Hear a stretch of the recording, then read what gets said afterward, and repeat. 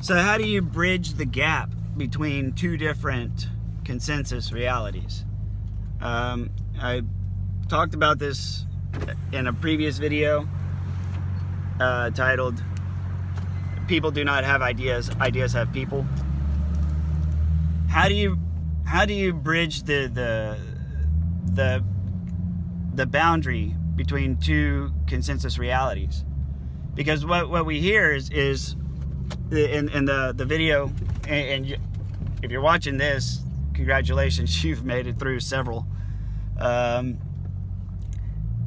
the notion of people do not have ideas, ideas have people, is the fact that when you have a group of people who all believe in one thing, it's almost like they have a crank on the side of their head, and you can start turning the crank, and you can get them to start spitting out ideas, and they're all the same ideas, and they all sound the same.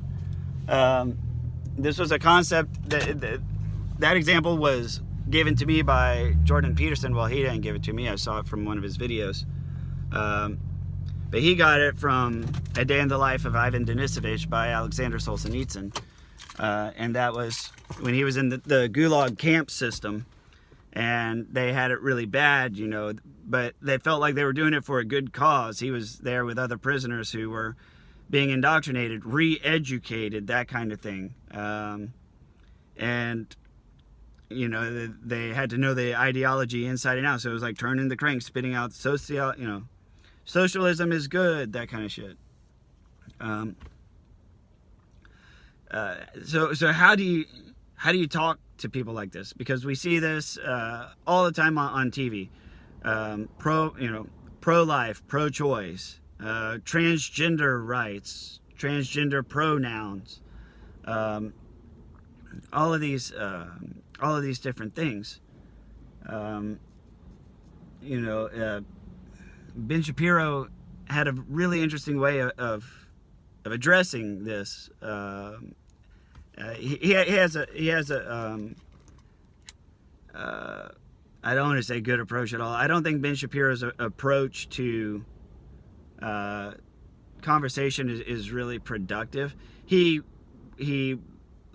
reaches a logical victory, but the thing is, the only thing that he wins at is alienating people who are in a different reality, or shoehorning people into his viewpoint.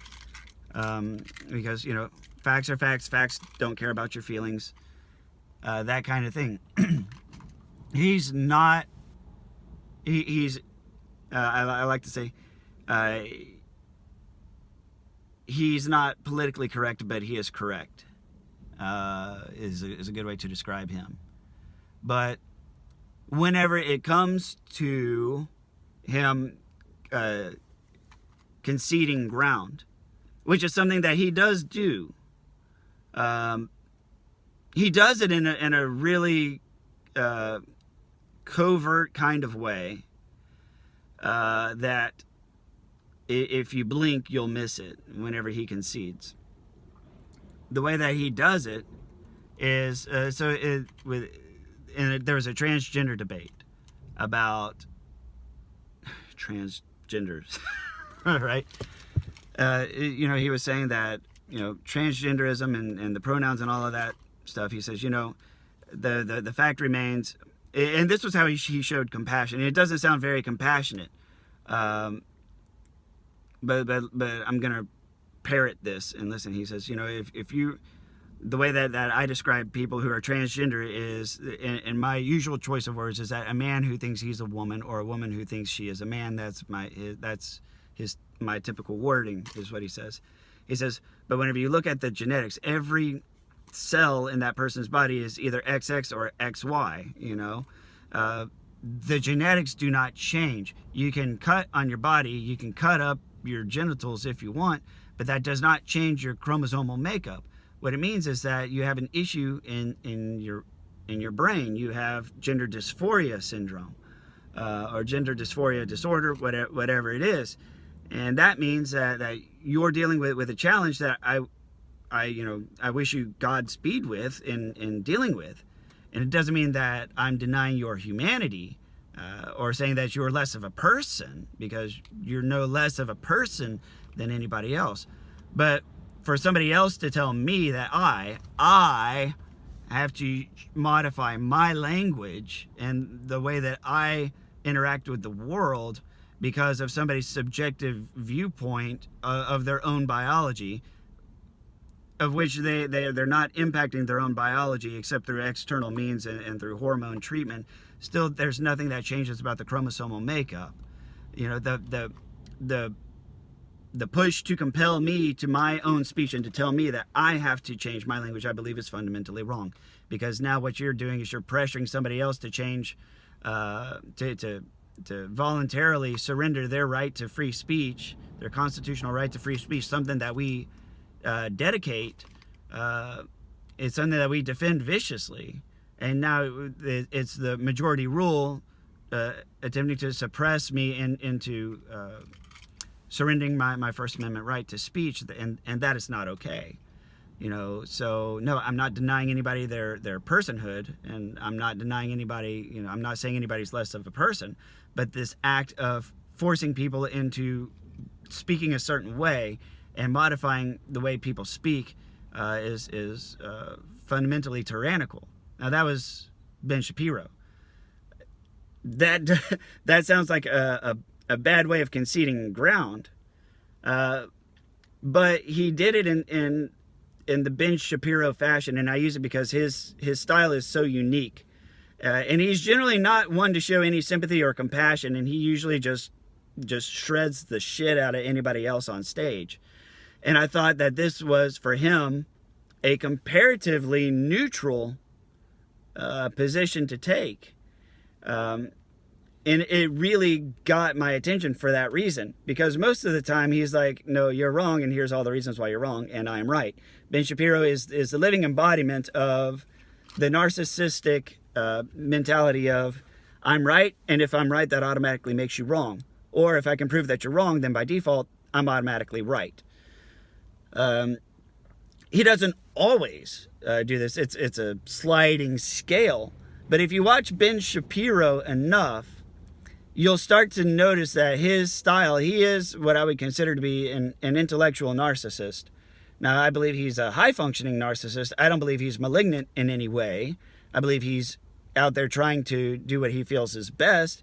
He's not really, as far as anyone can tell, not leaving a path of destruction behind him. There's not a trail of conspiracies that follow him. There's no real scandals involving him. So I think he's a good person to point to for demonstrating intellectual narcissism without any of the malignant behavior. But what I wanted to point out about him conceding ground was that he's saying he's simultaneously acknowledging the personhood of his viewpoint. Like, he's acknowledging the personhood of transgenders. And what he's doing is he's not directly validating, he's not directly saying that they're right or wrong, but what he does is he switches and says, you know, that's just the facts about it. The DSM-5 classifies it as a disorder. They classify it as a mental issue, a mental health issue, but we should not be compelling the individual to conform to the will of the majority, right? Unless it's something that he wants, and like, you know, pro-life, and we should do away with abortion. Then everybody who supports abortion should just get on the pro-life bandwagon, right?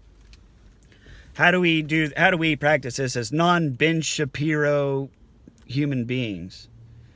It starts with, so this is what I'm going to call the rules of engagement for disagreements with neurotypical people.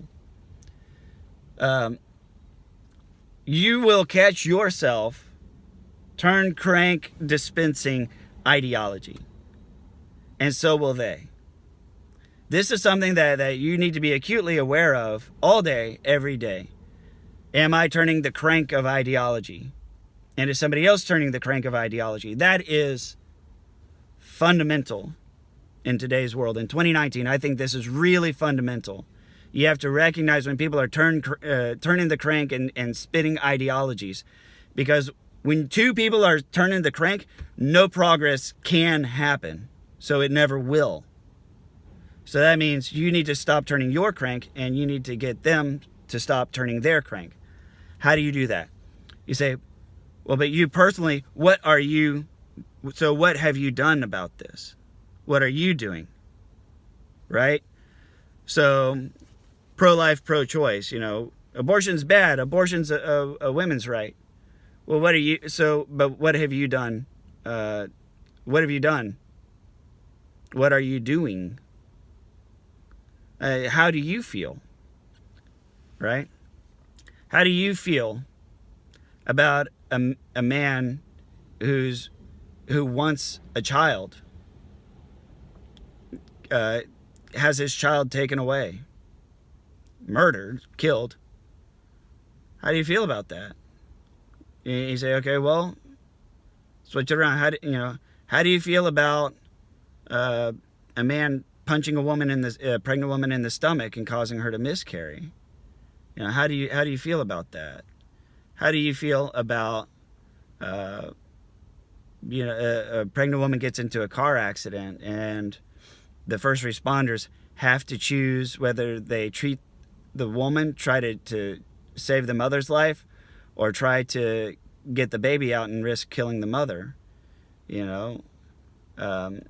What are these? There are these choices. Like if she has other children, if it's a minivan gets in a bad accident and there's 3 children who are hurt and mommy's pregnant and mommy's not doing so well, do they save mommy and let the baby go, or do they try to save the baby and let mommy go?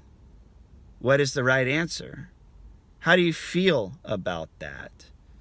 How do you feel about somebody breaking into your home and shooting somebody you love? Well, that person should have never had a gun. How do you feel about being helpless about that? How would you feel if somebody broke into your house without a gun, like a rapist? How would you feel about a rapist breaking into your home? Oh, well, I'd kill him. I'd kill a motherfucker. With what? Pepper spray? Rape horn? Whistle? Maybe you have a knife? Okay, so you have pepper spray. How often have you used it? Do you know how to aim it? How long does it take for you to use it? Have you ever pepper sprayed anybody? Have you ever practiced with it? What you have to do is you have to in order to remove the turn cranks, you have to turn the discussion to individual action and individual feelings about real life scenarios.